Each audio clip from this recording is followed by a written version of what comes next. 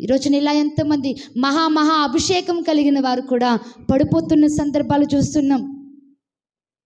గొప్ప గొప్ప వాక్యము బోధించిన వారు, వాక్యము ఎరిగిన వారు నేటి దినాల్లో పడిపోవడం గమనిస్తున్నాం.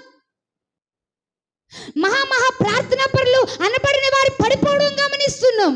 ఎందుకనంటే సాతాను ఎప్పుడు కూడా వాడితో పాటు కొందరినైనా పడగొట్టి వాడితో పాటు లాక్కుపోవాలని.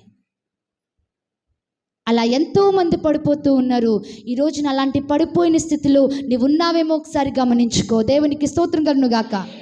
హల్లెలూయా.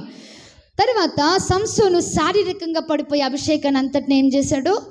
కోల్పోయాడు. తర్వాత మనం గమనించినట్లయితే ఇస్కరియోతు యూదా దేవునితో తిరిగాడు. దేవుని కోసం తెలుసు, యేసుక్రీస్తు ప్రేమ ఏంటో తెలుసు, యేసుక్రీస్తు ద్వారా ఏ కార్యాలు జరుగుతున్నాయో తెలుసు, యేసుక్రీస్తు ద్వారా అయ్యో ఎలాంటి మనుషులు మారిపోతున్నారో పక్క నుండి చూశాడు, అన్నీ చూశాడు.